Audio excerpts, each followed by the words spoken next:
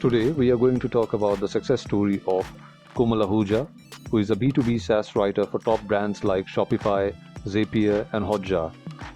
Two things stood out in Komal's story. Number one, she began freelance writing while in college, despite not knowing what freelancing was.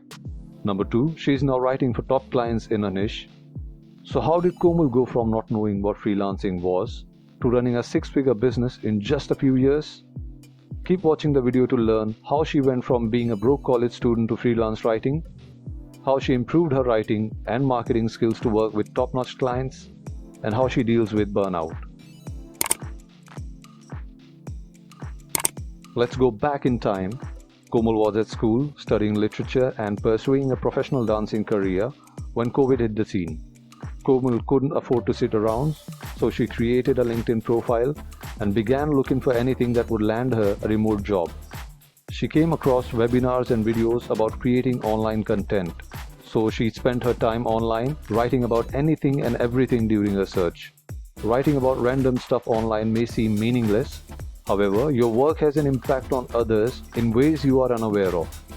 This was the case for Komal when she received a DM from a company about a freelance writing gig.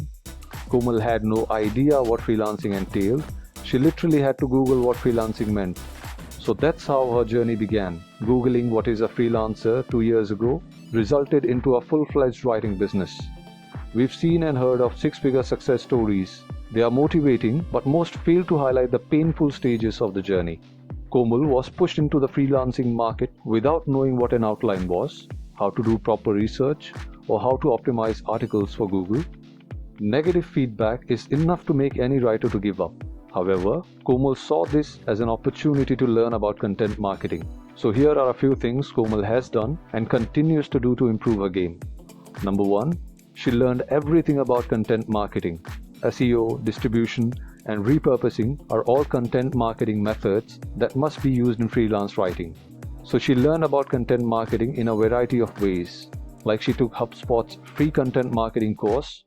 She started following content marketers on LinkedIn and noting on their expertise. Reading books. She recommends Content Inc. You can find the links of the book and HubSpot's free content marketing course down in the description, which might help you in your freelancing journey. Number two, created a Google feedback sheet.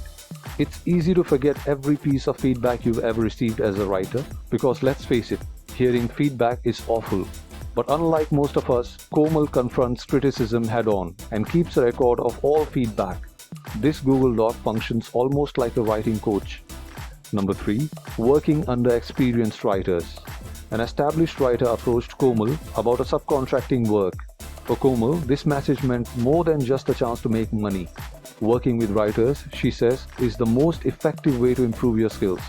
Sure, subcontracting meant less pay, but Komal credits these experiences to her success now. Number four, started to invest in learning.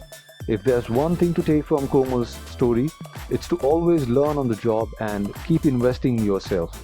This money can go toward taking courses, buying books, and attending conferences. Do you ever wonder how successful writers manage it all?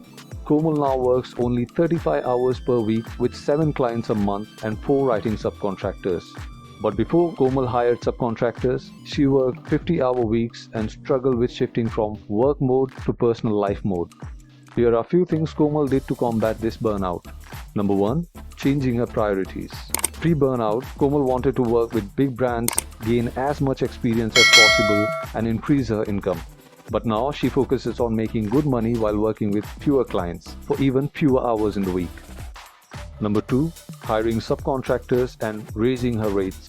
With the new framework in mind, Komal increased her writing rates, prioritized certain clients, and hired 4 writing subcontractors. Number three, lowering her hours from 35 to 25-hour weeks. This one is still in the works, but Komal is only interested in writing part-time. She also shuts down her computer on weekends and turns off her phone after work. After sharing Komal's story, her experiences of work-life balance, it should encourage you to think about your own schedule. What are your goals for freelance writing?